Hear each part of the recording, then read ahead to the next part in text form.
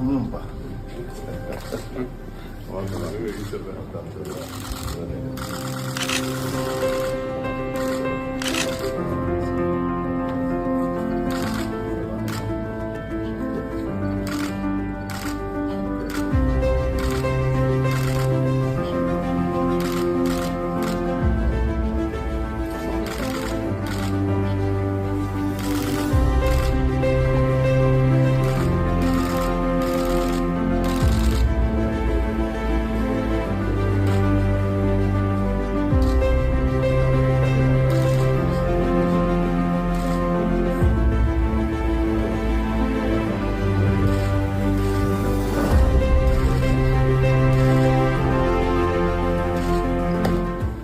Voilà, monsieur le Premier ministre, bienvenue. Asseyez-vous. On vous reçoit ici. Sentez-vous à l'aise, comme chez vous, donc il n'y a pas de problème.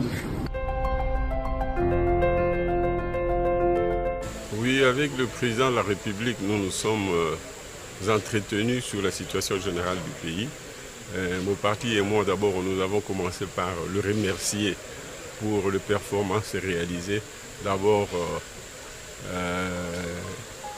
de manière générale, on le critiquait, on disait des lui qui se promenaient beaucoup à travers le pays, plutôt à travers les pays étrangers, etc. Mais aujourd'hui, les résultats sont là, à savoir qu'il a réussi avec la communauté internationale d'obtenir que le Rwanda soit compris comme un pays qui agresse la République démocratique du Congo en utilisant des sous-fifres, c'est-à-dire des rebelles qu'il crée sur le terrain. Et donc les États-Unis ont obtenu finalement, sous son égide, la signature d'un accord qui désormais permet que les Rwandais puissent se retirer de notre pays, ainsi que les rebelles qu'ils ont fabriqués.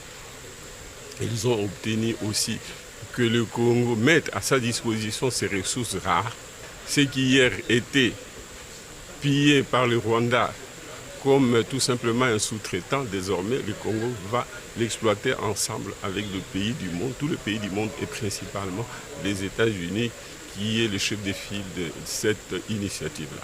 Il est normal que l'accord soit l'objet de critiques de la part des citoyens. Il faudra de plus en plus que le gouvernement l'explique davantage. Mais s'il y a des faiblesses qui s'avèrent, des vraies faiblesses, nous allons amender. Nous allons réfléchir et corriger au fur et à mesure que l'accord va être mis en œuvre. Mon dernier mot, c'est que je suis à la disposition de la République.